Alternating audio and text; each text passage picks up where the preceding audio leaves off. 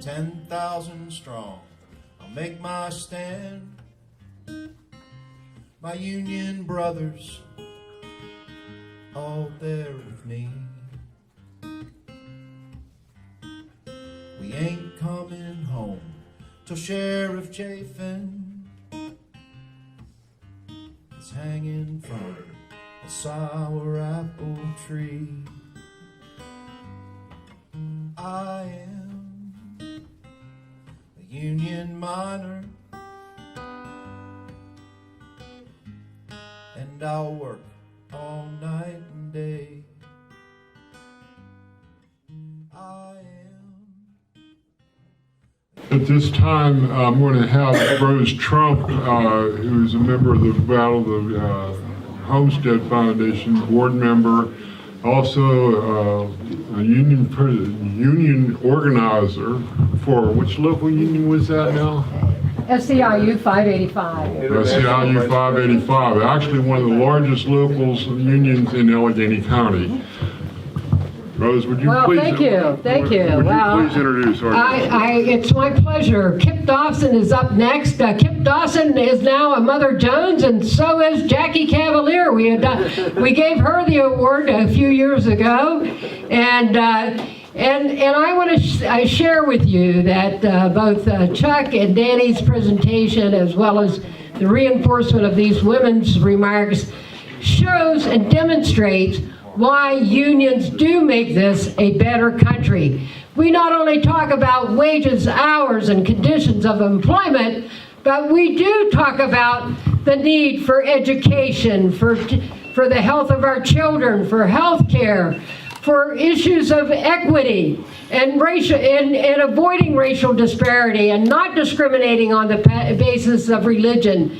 And it's a fundamental right of every worker under the Constitution, because we do have the freedom of assembly, we do have the freedom of press, we do have the freedom of speech, we have the freedom to organize, and we have to fight back the right-wing forces that are trying to destroy the few unions we have and build the labor movement nationally and internationally. Solidarity forever. So the woman who I'm about to introduce represents that in every spectrum. Kip Dawson spent the last several years being a phenomenal history teacher in the Pittsburgh public school system, as an active member of her local union and the American Federations of Teachers.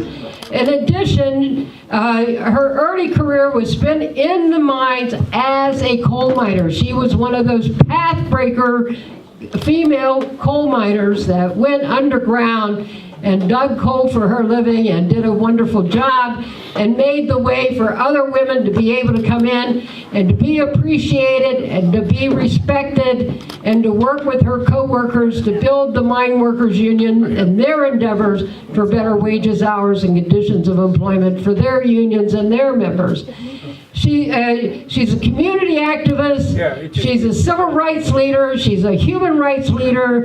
She's willing to be with us today, except that unfortunately, that COVID bug struck just before she came. But she's here on Zoom, and let me tell you, just as we enjoyed Jackie's presentation, you're in for a treat for Kip's presentation on telling the struggle of women and African Americans in the workplace, and we're so appreciative that she's able to do this today. And please welcome Kip Dawson. There you go. For the wonderful job he's doing here, helping us all come together to learn together. To Charlie McAllister, who wrote me into being a part of this, and I'm so grateful to him for that. I think the presentations today that we've heard so far have been extraordinarily important. Chuck Nizzle, who I've not met before, Danny, whose last name I didn't get, and I'm sorry about that, Professor Cavalier, and Rose Trump all have helped us to take steps toward what I'm especially looking forward to, and that is learning about the way that the United Mine Workers drove the Ku Klux Klan out of Lilly 100 years ago. I am just doing a little segue here. I don't have a lot to add to what people have said, but perhaps a couple of stories from my own experience. I'm a very proud member of Local 1197, former District 5 of the United Mine Workers, where I became a coal miner and a member of in 1977, and worked in the mines in Washington County as a proud member of that local until we were all shut down in 1992. And a few workers were called back after that, but our local still exists. And I want to talk a little bit about this local because I think it helps us get another part of the picture that Professor Cavalier was giving us about the mixed heritage that we are building on and how much beauty there is in that heritage. In the labor movement struggles against the kind of hate that we are taking on today, especially racism and the hatred against women and immigrants, and the need to build a union movement that stands up against those things, that we have a mixed heritage there. Just as the suffrage movement was not 100% on board with the need to herald the needs and the leadership of Black women the whole time, we have learned how absolutely essential for women's rights it is that from the very beginning, women of color, Black women, Indigenous women, immigrant women, Latinx women be a part of the leadership of the struggles if we are actually going to be able to pull together the solidarity that we need and that the union movement so represents in order to take on the hatreds that come against us. I was so moved by the short and absolutely impactful comments of Chuck Nissel this morning or this afternoon when he made it clear that we are facing probably unprecedented, vile, massively organized hatred in this country, that if we don't look at it as the job of the labor movement to take it on, we're going to lose. We're going to lose. But we do have a heritage on which to do that, and he mentioned that, and I think that what we're about to hear is going to help us understand that, and that is the way that the United Mine Workers, at its best, because we haven't always seen this among coal miners, but at its best, the United Mine Workers has said straight out that we cannot build a union movement that does not recognize the merit of, the needs of, the brotherhood and sisterhood of our African American and members from all different kinds of backgrounds equally, and that we take on the kind of hatred that comes out against any section of our movement full speed. Probably you all are familiar with the Battle of Blair Mountain, where miners put on red scarves, red handkerchiefs around their necks in order to take on the coal operators in the bloody war that happened 101 years ago there, to put down the United Mine Workers Union. And they had to wear those red scarves because the miners spoke so many different languages and didn't know how to communicate with one another in words. But the red scarves, the red bandanas were symbols that they were all in this together, Black, white, and from whatever country and whatever languages they spoke. That's a heritage that has stayed alive in our union, and we're going to be hearing a graphic example of how the Ku Klux Klan, one of the hatred groups that was so prominent 100 years ago, and which Chuck helped us to realize is still around today, and other haters would try to divide us along the lines that we will not be divided along. We have to recognize that there is racism and fear, and there is misogyny against women as well in many of the communities in which we live and work. But when the union collectively stands up against those things, we can do the job that needs to be done today to protect workers, women, our children, and each person who tries to make a living in this country when we stand together against that kind of hatred.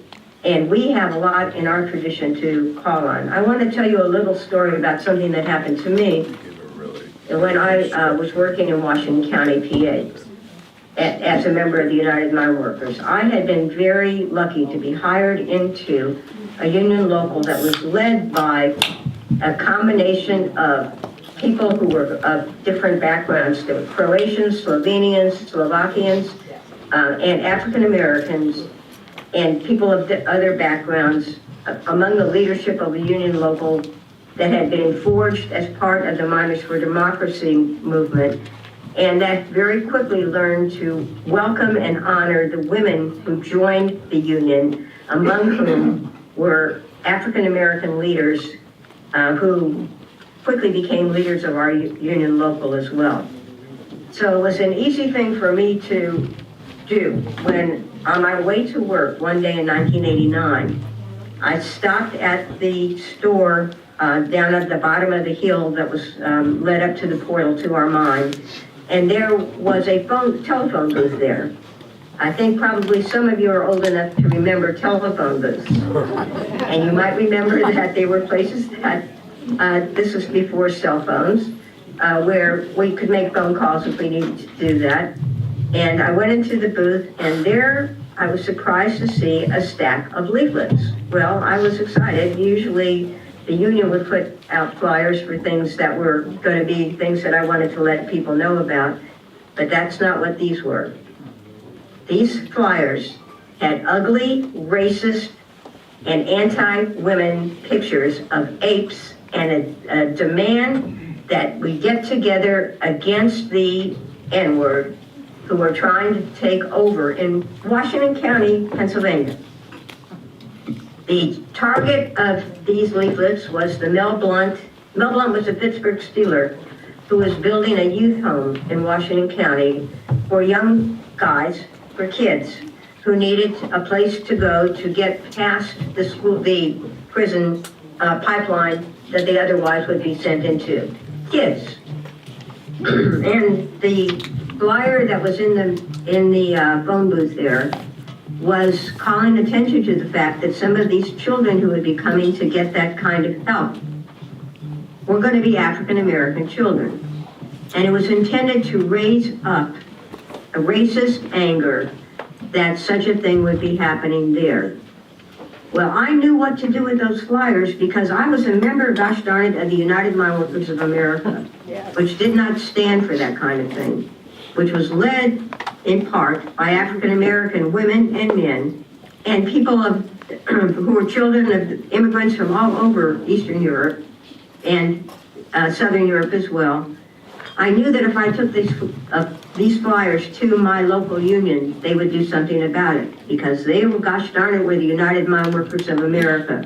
And the idea that an injury to one is an injury to all was real. And I also knew that the women of my local were going to be among the people most anxious to turn around this attack on their sisters and brothers in that area in the name of our union. And was I right? I definitely was. I went into the lamp house with one of the flyers, went to the locker room of the women at first, and we together went and talked to our local union president, who was standing out in the lamp house as we were getting ready for the shift change. And he immediately saw this flyer as a threat to our union. It didn't say anything about the United Mine Workers. It didn't say anything about taking on labor. But taking on the black people in our community was, in his eyes and ours, an assault on what the union stood for.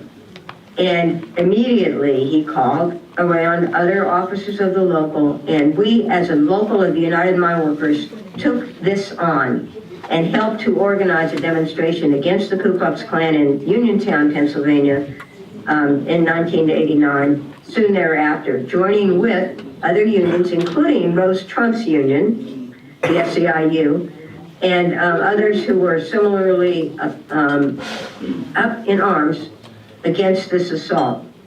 I'm raising this because there are times when people look at the United Mine Workers and areas in which we exist and assume that our members are going to not be so great about issues of race because our members live in places where there is a lot of racism. Well, there's a lot of racism in much of the United States today.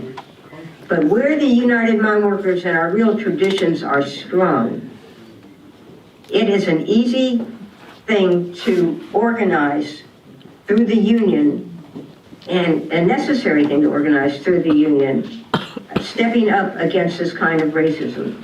It doesn't happen 100% of the time, and as Professor Cavalier said, the women's movement hasn't always been on the right side of these kinds of things, but if there's ever been a time in history where this is absolutely essential, that we come together, as she said, the intersectionality of women's needs and labor, the intersectionality of the needs of our African American workers and humans and labor and women.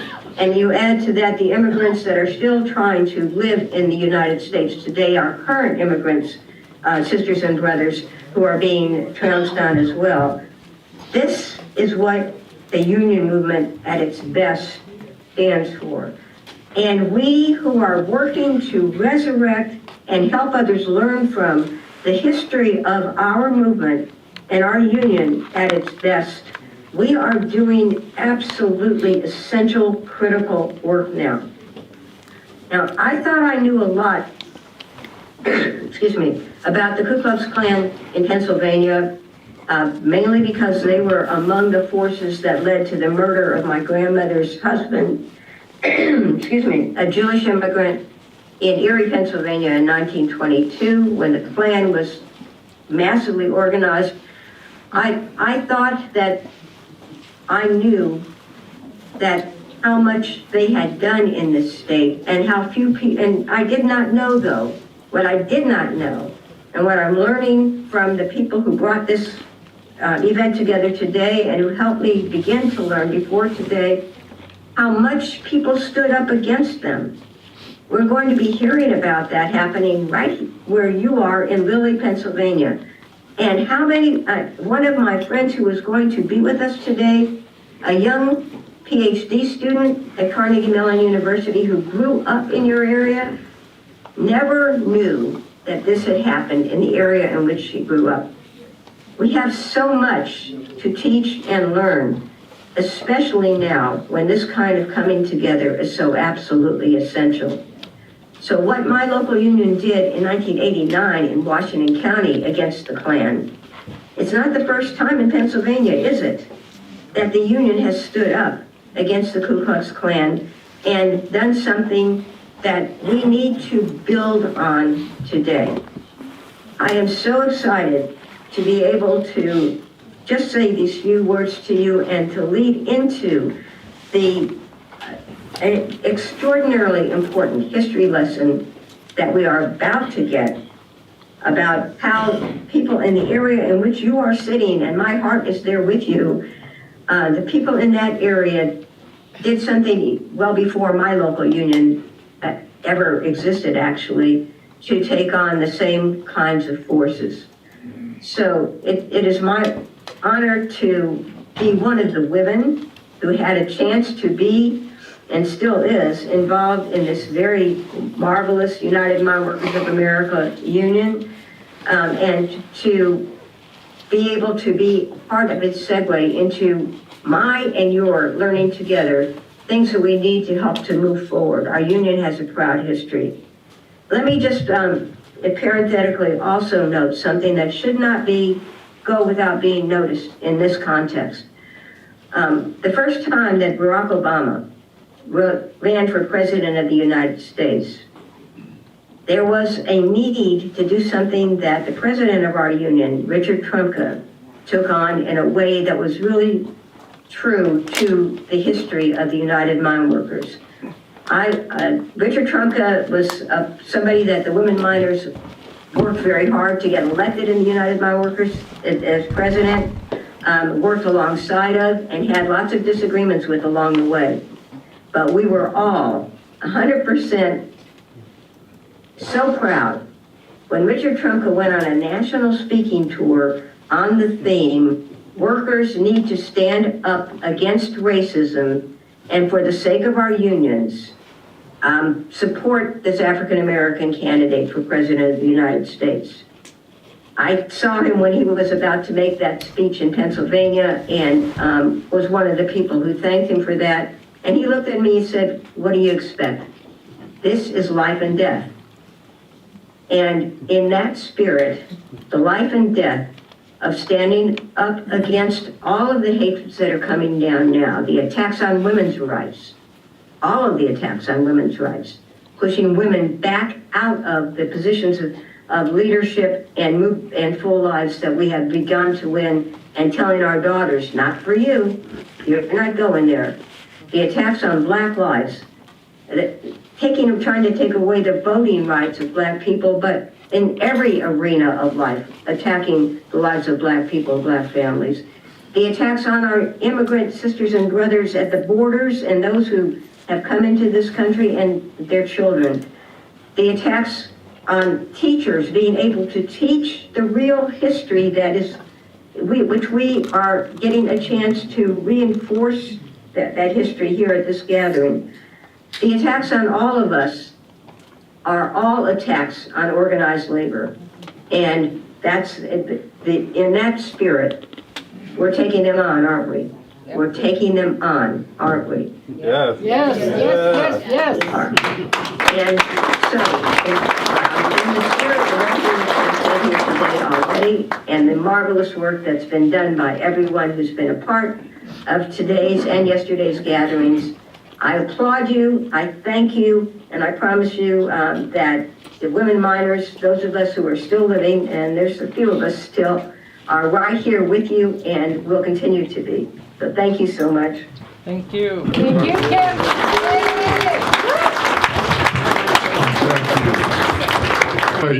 We had an executive board meeting with the Pennsylvania Labor History Society.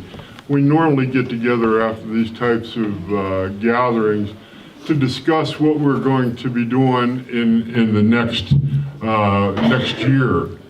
And because it takes a lot of planning just to put this together, to get dynamic speakers like we have today, and get beautiful halls like we've acquired here today, and just putting the Lilly Historical Society come in here last night and dressed these tables in the beautiful Easter colors. It's a lot of work, but we really enjoy the work. At our meeting last night, we passed a motion. You know, the Pennsylvania Labor History Society doesn't just work in a vacuum. We also are members of this society, or this nation. So one of the things we talked about last night was school boards.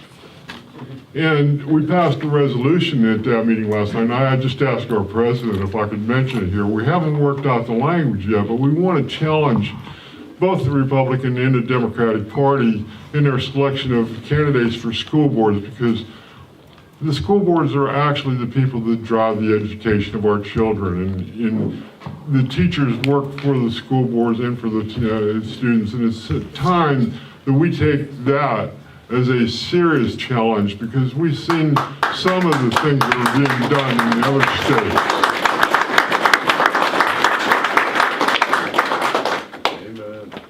Our next speaker is going to be Joe here. He's going to talk about the KKK. And Joseph Szalanski is a member of the Battle of the Hordes Homestead Foundation, and he's going to introduce him, give us his background and talk about the KKK.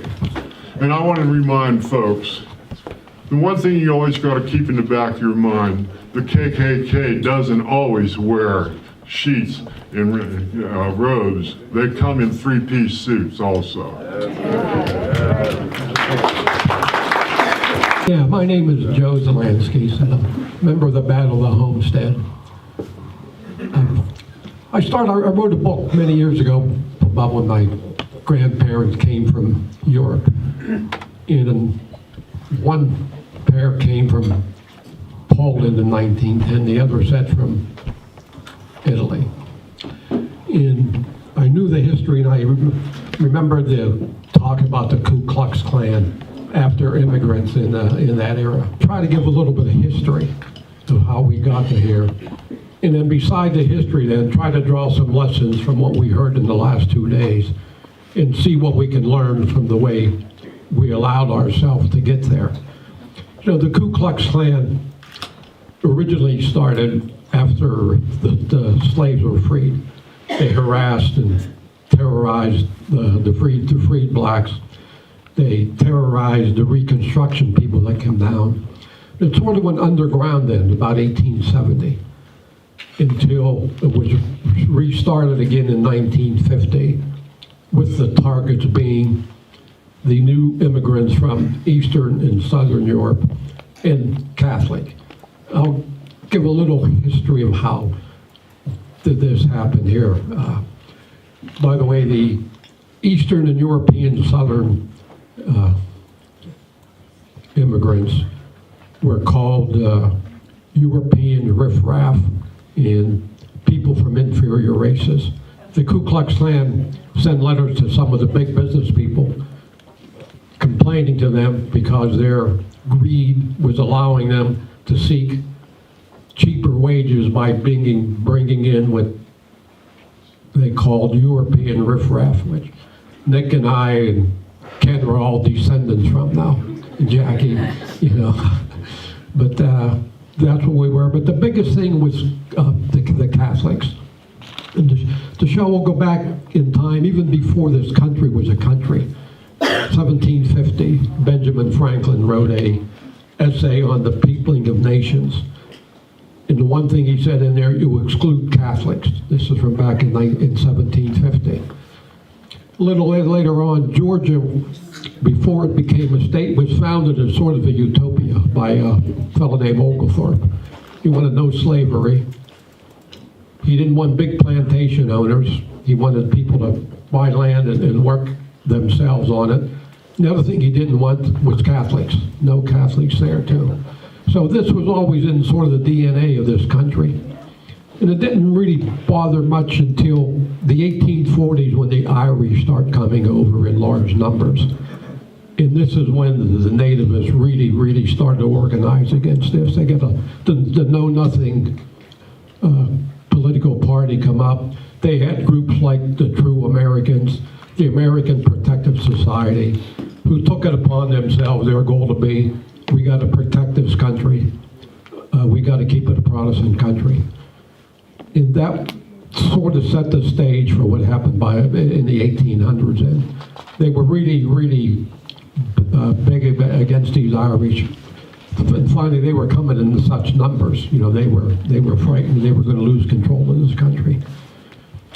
Then in the 1880s, when the riffraff and the people of inferior races started coming, they got really upset about this. And some of the people saw it yesterday too, that was not only about the ones coming now, they were going to have big families, the voters were coming along, they were going to sort of take over the country.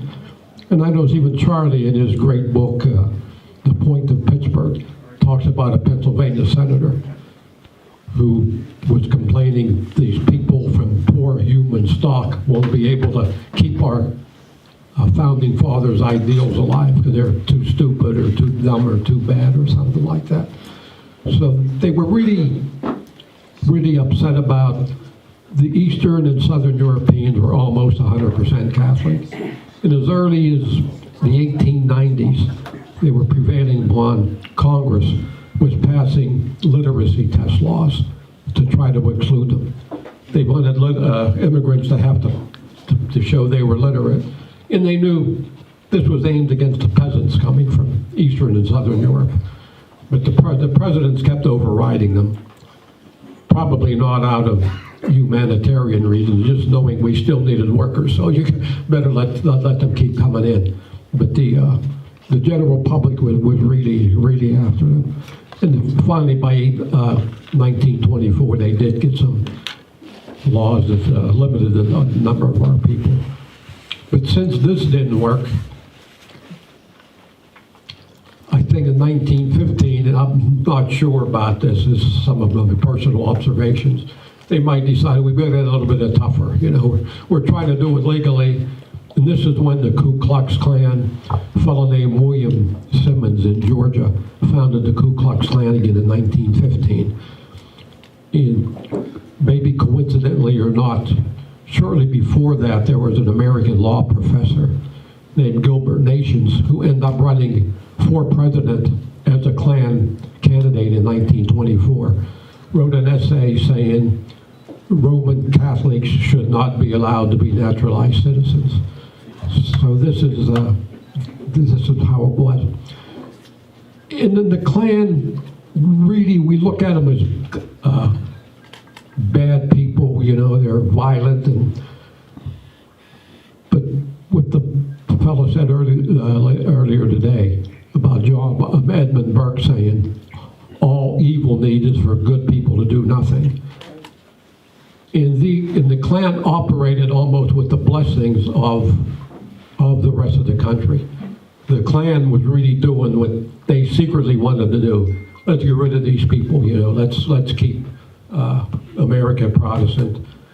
So they can mention there was a parade in Washington, D.C. in 1925 where they estimated anywhere between 25,000 and 40,000 sheet-wearing Klan members walked up Pennsylvania Avenue in front of an audience of about 100,000 people.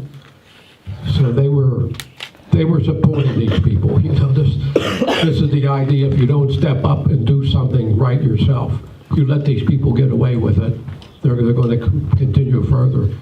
Even more troubling than that, in my town, I'm from Vandergrift up in the Kitsky Valley,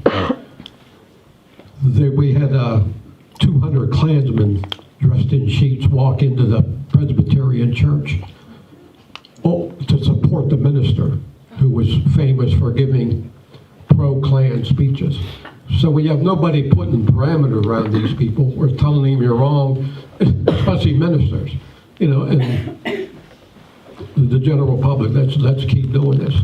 All these things brought up today. This is a great example of what happens when you sit back. In the people talking about getting hold of the school boards. Remember the fella yesterday, the singer talking about West Virginia, the coal companies took care of the school with the books. There was a nun in 1860, a Catholic nun named Sister Marie Fell, who went back to the founding of America looking through about 1,000 textbooks and was astonished by the number of anti-Catholic and anti-popery mentions in there. And then that just shows you these people grew up reading that in school and believing it. This is what my teacher's telling me. This is what I'm learning at home. So there's something wrong with these Catholics. You know, let's get them the heck out of here. Similarities today, I said, this is what we really have to pay attention to, things like that. This is Gilbert Nations I mentioned in Apollo, which is right across the river from Vandergrift. It's pretty much an Anglo-Saxon bastion. There's no mills, no coal mines around there. They ended up having a rally for his presidential campaign. He had 7,500 people showed up. They had an airplane flying over Vandergrift where the ethnics were and over Leechburg. And on the bottom of the plane were lights shaped in like a cross. So people looked up, and that reminded them, you know, this is what can end up happening to you. History, I said, is one thing, and I just want to get through this. And I said the biggest, and I wanted to keep understanding these people wearing the white sheets were not the only bad people. The people cheering them on, allowing it to happen. This is what we have to worry about today. We're worrying about that. I don't want to really make this into a one-way talk as much. If there's any questions or any suggestions, anything people see, especially about what's going on today. You know, we see some similarities. What happened to Lilly? What about Lilly? Yeah, we Yeah. need people to come talk Yeah. about Lilly. Well, Lilly showed a lot of this reading. I think the reason the Johnstown people came from Johnstown first was because there were Catholics here. And they were upset at the immigrants for taking their jobs too. So Lilly showed both of these, these were Catholics and these are immigrants. And that's why they came here in the first place. And this was going on a lot of other towns around here. And there must have been a lot of other towns, people you have some experience from. You said the preacher in the church in Vandegrift was spouting on pro-Klan sermons. What kind of church? What was the? It was a Presbyterian church. It was really it was the biggest church in town. It was a Presbyterian church. And there were also incidents in New Jersey. The same thing. They went up and actually handed the minister money for preaching this in church. So you see what the immigrants are up against. You got teachers, families, ministers. Go ahead.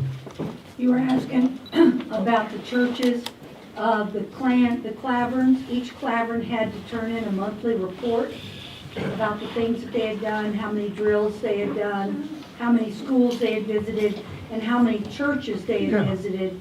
And it was common practice to go into the churches and to make a significant donation. And then the minister allowed them to speak. But they also then, it was policy that Protestant ministers had free membership in the Klan. So it's pretty widespread practice. Yeah, that was. I read that about other places. That's what they did.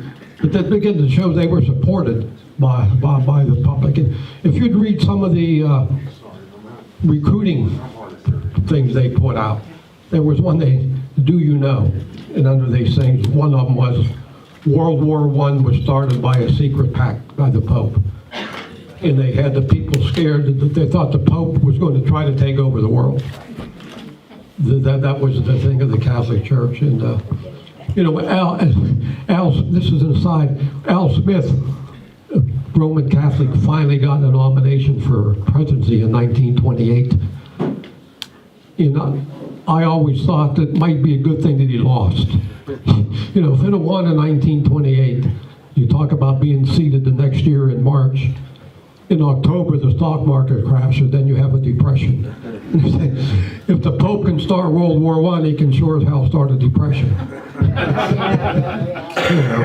So that Pope works pretty fast. He was only in 6 months and he already ruined the country. But the people believed it. I said, that's what they had in school. And when that nun did it to check in school, she thought she was trying to see how it was going to affect the leaders. How are they going to lead by reading this? But well, I always thought how it affected just the ordinary person. Because they had nothing in school every year, at home, at church.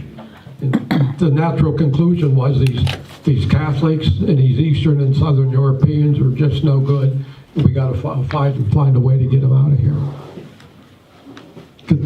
Yeah. You mentioned about the issue being beyond the white robes and the white hoods, the Ku Klux Klansmen.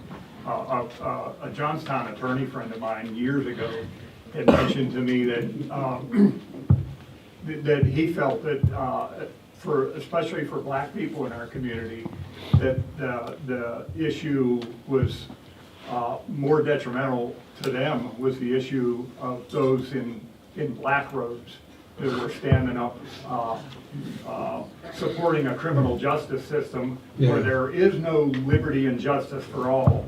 When people stand and talk about and parrot that comment and pledge allegiance to justice for all, they need to be saying justice for all who can afford it, because justice is a commodity in this country in a big way. If you have money, you can have justice, but not without that. I'm a big fan of the Godfather movie. The book starts out with America Bonacetas sitting in courtroom number 13, waiting for justice, which he didn't get because the other people bought it off.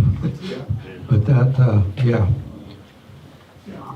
Go ahead, John. Yeah, if I can follow up on what the brother just said, if you want to hear crackpot political thought, just read the editorial on op-ed page of the Wall Street Journal. Just, yeah. Okay. But having said this, I want to point out, I want to mention two points that I know of where the United Mine Workers of America did themselves proud.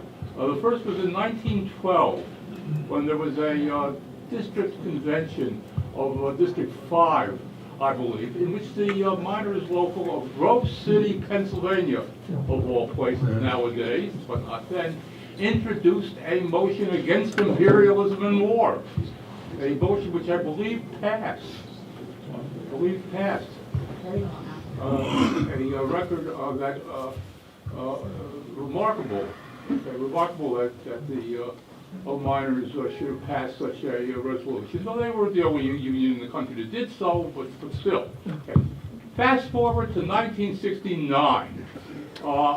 I was just beginning work in the history department of the University of Pittsburgh when I had the idea that it sure would be nice to have a May Day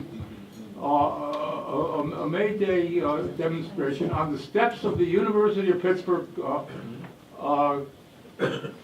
Cathedral burning. Okay, well, I don't think there were that there ever were any May Day celebrations on the steps of the on the steps of the cathedral burning, but a number of folks thought it was a good idea and should go for it. But I was new to Pitt and to Western Pennsylvania and to the politics of the Pennsylvania Union, so I really didn't know who to invite to be our speaker at this at such a rally, but having very good advice and advisors, somebody suggested that Joe Yablonsky of the mine workers be our May Day speaker. Good, sounds good to me, and should. So we asked Joe Yablonsky if he would come, and he said yes. It was you were here first, yeah. Joe Yablonsky, just a couple of seconds more. Joe Yablonsky gave the best speech I have ever heard in my life as to why the Vietnam War, which was still raging in '69, was not in the interest of American working people and their families. And if he wasn't right about that, he wasn't right about anything. And once again, it was the speaker from the UMW who put it succinctly and put it the best. 2 weeks later, he announced for challenge Tony Boyle. Sorry. So, yeah, thanks for sharing that history. It's I grew up just like Kip's colleague at CMU. I grew up in this area. I went to Penn Cambria High School, and yeah, we didn't learn about this in school. And I went to Pitt. Professor White was one of my professors, and it was not taught at Pitt. This is just history that's been lost. So I'm really glad that it is. Yeah, when I said about that nun, you get hundreds generations of people just growing up without knowing anything about this. Yeah. And not only not knowing about it, actively saying these Catholics are dangerous, these Eastern Europeans are dangerous. So I found this book by John Craig, Ku Klux Klan, Western Pennsylvania, which I recommend. It has a lot of this specific history covered in it. I was like, wow, I never knew this happened. But, I don't know, I think nobody in this room is old enough or would have survived to have been, during this in the 1920s. But I don't know if there's anybody in here who was in this area in the 1990s.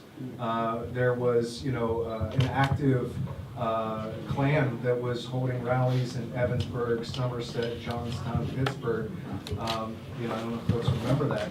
Oh, yeah. But this guy here, Nick, who I'm here with today, helped organize the Coal Country Anti-Klan Coalition to protest the Klan at Evansburg.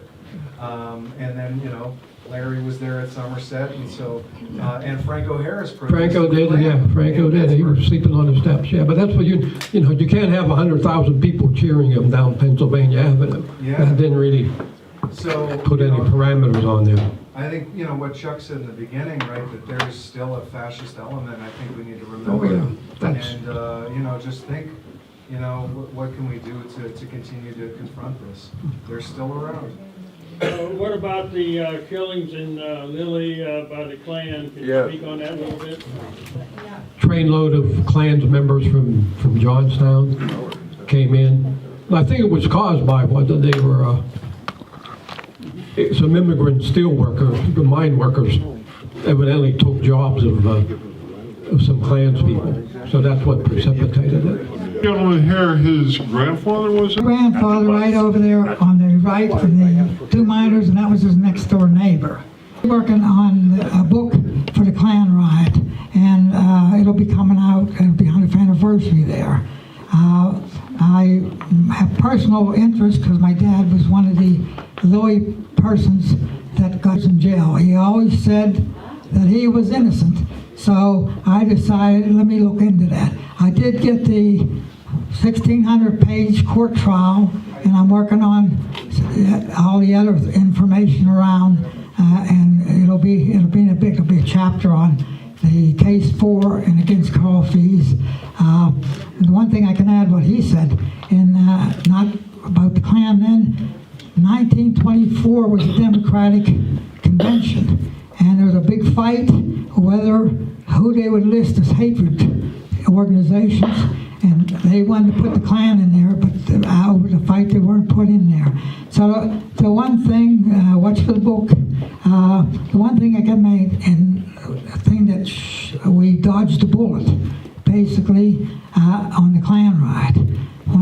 The thing that I was shocked to see, when the Klan came into town, they were very law-abiding. And the people, where they were going up to the field, people were cursing them, throwing stuff at them and everything. When they got up to the field, the only incident that they had was when someone tried to stop them burning the cross. He was hit a couple times. But had the town not done anything, they would have got on the train, and got away with it. So, and I got many more things that'll be interesting. So the book goes in more detail. In closing, I'm saying basically that this is not, as a graduate of St. Francis College with a degree in economics, most of the things that have been written haven't really looked into the economy of the situation, how it affected and what it did to make the environment ready and ripe for this to happen. So anyhow, watch, and it'll be something in the paper eventually when the book's ready to go, and I hope you'll be interested in getting it. So I thank Nick for coming. One other thing I want to mention, we lost two great leaders this year. My good friend and basically Don Colvon, you probably all know Don, and Ernie, Ernie Acevedo. For about 4 or 5 years, I would go to the Cambridge County Fair on Labor Day, and the three of us would work the booth up there.